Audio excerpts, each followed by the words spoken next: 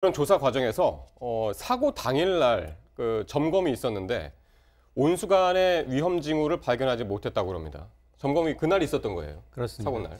이게 주요 시설이다 보니까 이제 데일리 매일 점검이 있고요. 또 1년에 한 번씩 또 점검이 2차례 정도 점검이 이루어지는데 사고 당일에 이제 점검 일지를 좀 보게 되면 이상이 없었다라고 적혀 있다는 겁니다.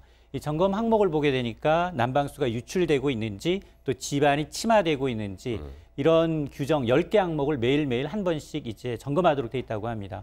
당시에는 점검 당시에는 이상 없습니다. 이상 징후가 없다라고 기록이 돼 있었고 또 1년에 2차례 진행하도록 되어 있는 정밀 점검이 있는데 아예 기록조차 찾아볼 수 없었다라는 겁니다. 그럼 도대체 어떤 식으로 점검을 한 거냐? 점검 장비가 따로 있는 게 아니라요. 이게 점검 인력 2명이 육안으로 지하에 있는 열수송관 무려 123km를 매일 육안으로 점검한다고 하는데요. 이게 걸어서가 아니라 차로 점검해도 123km는 하루 종일 점검이 안 되는 부분이거든요.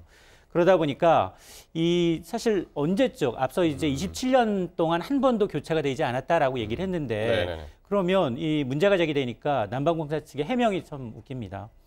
이 어떤 경우에 열수송관을 교체해야 하는지에 대한 구체적인 규정이 없었다. 만에 하나 교체할 경우에 교통 혼잡이나 민원 발생의 우려가 있어서 교체를 실시하지 않았다라고 해명을 해서 또 한 번 지금 문매를 맞고 있는 상황입니다. 그래서 이제 부실 점검 문제가 계속해서 지금 불거지고 있는 그런 상황입니다.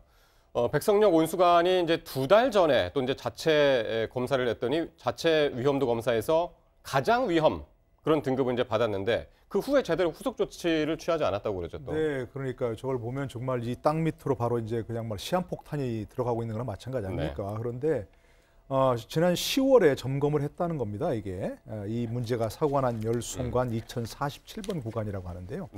이게 잔여 수명 마이너스 5년이라고 해가지고 가장 위험한 1등급을 받았다는 겁니다. 이게 이제 그 배관의 잔여 수명에 따라서 잔여 수명이 1년 이하라고 하면 1등급이 되고 이 잔여 수명이 1년에서 5년이면 2등급이 되고 5년에서 10년이면 3등급, 11년, 15년이 남았으면 이제 가장 위험도가 낮은 4등급이라고 합니다. 그런데 1등급이라고 받았습니다.